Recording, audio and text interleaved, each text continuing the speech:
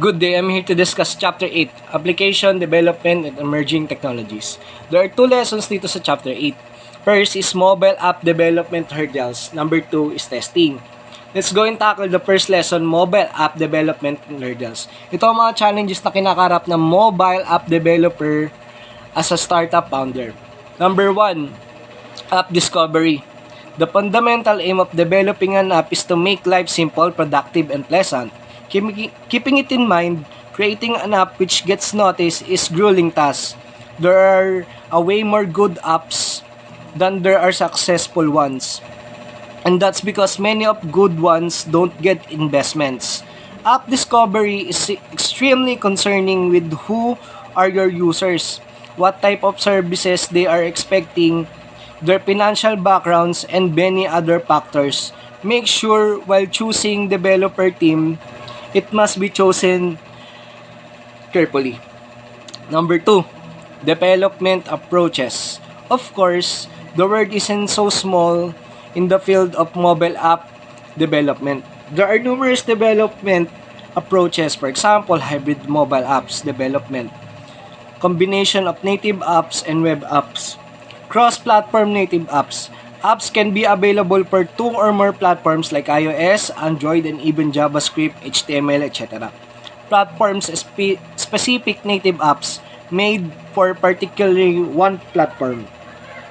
Deciding developing approaches will decide framework and mock-ups, UI and UX, and many other imperative entities that mobile app is made of.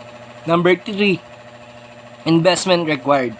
Once you have decided the development approaches to develop your app in real life, it requires ample amount of money to hire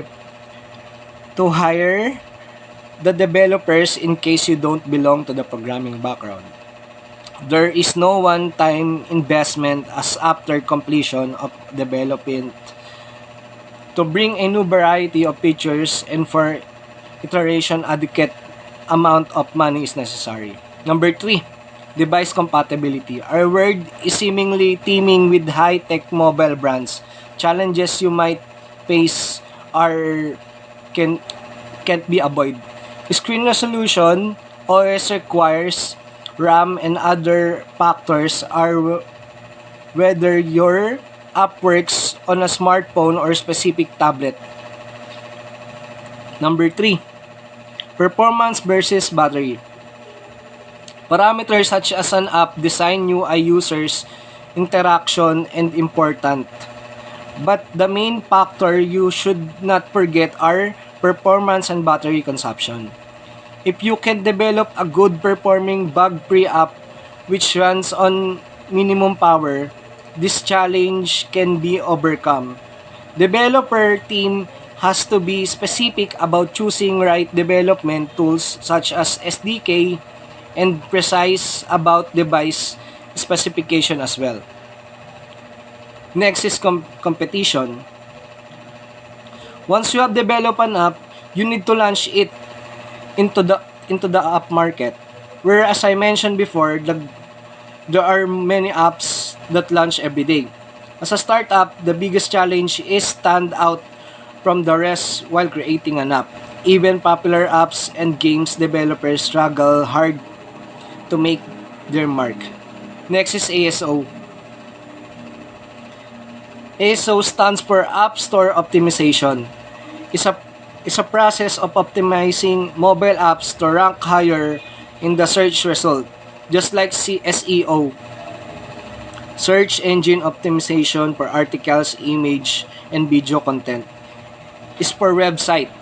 ASO works for mobile apps better your ASO, and the more likely your app will reach those of devices.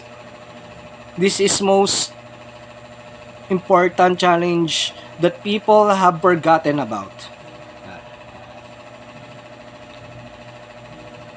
Next is marketing and prompting.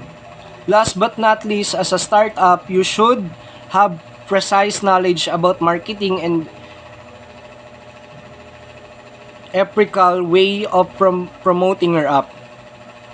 It includes PR and media plan, social and viral marketing, and internationalization of app, which means the development of an app that enables easy location for the target's audience. Let's go to the next lesson. It's called testing. Number 1 is hardware testing. From the word itself, hardware. The device, including in the internal processor, internal hardware, screen size, resolution, space, or memory, camera, radio, Bluetooth, Wi-Fi, etc. This is sometimes referred to as a simple mobile testing. Next is different range of mobile devices.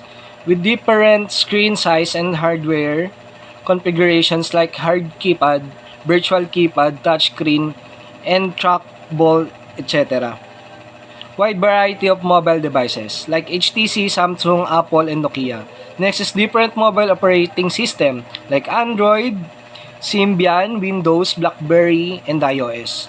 Next is different version of operating system like iOS 5.5x, iOS 6.x, BB5x, BB6x, etc.